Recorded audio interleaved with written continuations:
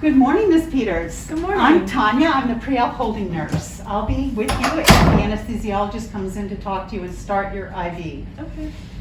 I think Dr. Johnson has talked to you about your procedure. She has. And I wanted to be sure you knew that we have medical students working with us here at this teaching institution. Today we have a student named Robert working with the surgical team as part of your care. Are you okay with medical student involvement?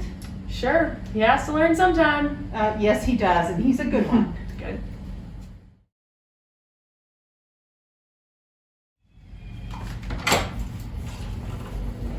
Good morning, Miss Peters. Hey, Dr. Johnson. How are you today? I'm doing great. How are you? It's been a long time getting to this point. Are you ready? I am very ready. Well, I'm so glad that you're here. Now, remember, like we talked in my office, I have a medical student with me today, and I usually have a medical student in all my cases because one of the most important things I do here at the hospital is teach residents and students. I know that you have already talked to our nurse, Tanya, about allowing a medical student to be present in your case. I just wanted to confirm with you today that you understand that he will be participating in your surgery by assisting me, and that we do a pelvic exam at the beginning of the case, and we will like for him to be able to do that. Are you okay with that today? That's okay with me. I understand. Do you have any questions about what will actually happen during the procedure? Not right now. Thank you, though. Okay, well, I'm going to bring him in here in just a moment so that you get an opportunity to meet him. And if at any time you're not comfortable, let's talk about it, okay? Okay. Thank you.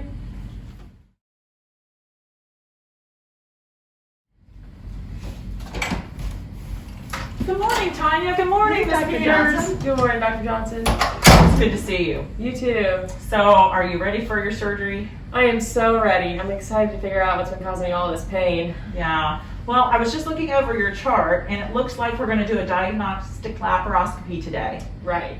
So I know that Tanya has mentioned one of our team members, our medical student, Robert. Yes. And then you got a chance to meet Dr. Willingham, our senior resident.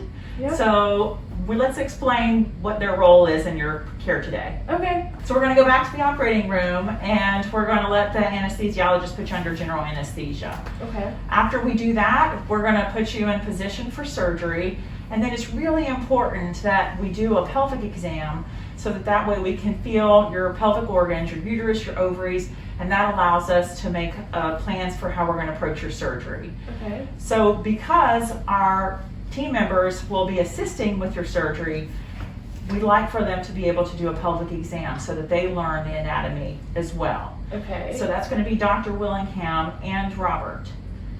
Okay. The medical student is going to do the pelvic exam? Well, that's generally a good opportunity for him to learn that anatomy and also be able to understand the pelvic organs in order to be able to assist us properly during surgery. I don't think I want the medical student to do an exam on me while I'm asleep in the OR. Okay, that's perfectly fine. Would you be okay with him assisting during your surgery? I think that's fine. I just don't want him to do a pelvic exam while I'm asleep. That's totally okay. I'll bring him in here in just a moment and allow him to meet you. Do you have any other questions before your surgery? I don't think so. All right.